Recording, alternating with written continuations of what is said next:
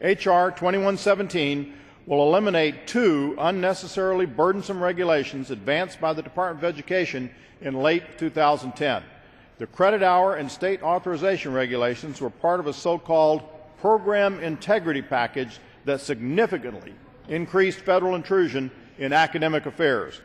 The credit hour regulation attempts to measure student learning at the federal level and restricts colleges from offering outside coursework and creative learning opportunities that could help students save money and graduate early.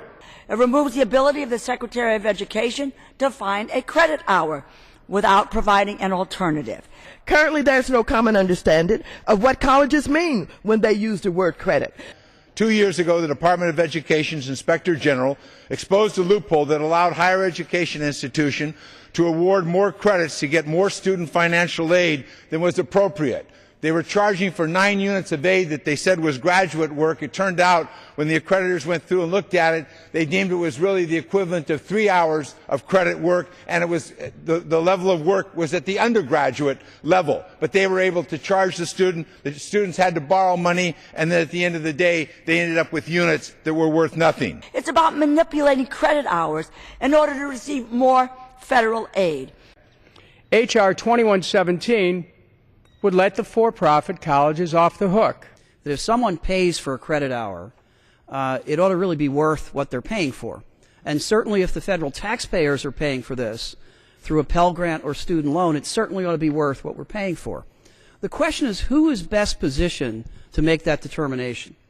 For years in American higher education, we've had a system where a combination of institutions, their regional accrediting bodies, which are peer accreditors, and to some extent state governments, have decided the answer to that question. Without question, there have been some abuses. Without question, there have been some wrong answers. I don't think that those abuses or wrong answers justifies adding another layer of decision-making to the system, which would be the Department of Education. H.R. 2117 would repeal the Department of Education's state authorization regulation, which gives states the ability to enforce their right to require that all colleges operating within their jurisdictions be authorized to do so.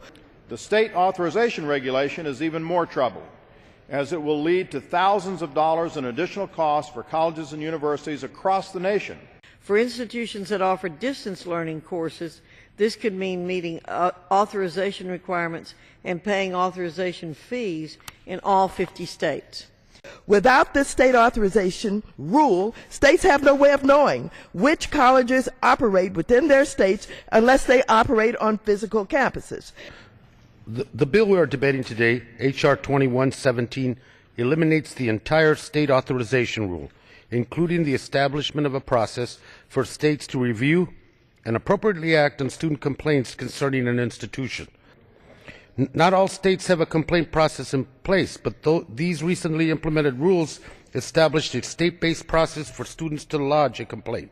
The bill before us today seeks to prevent the department from protecting taxpayers and students. It would blow open the loophole that the Inspector General concluded led to the inappropriate federal spending. In other words, Mr. Speaker, the bill before us today explicitly increases the risk of fraud and waste and abuse in our federal student aid programs.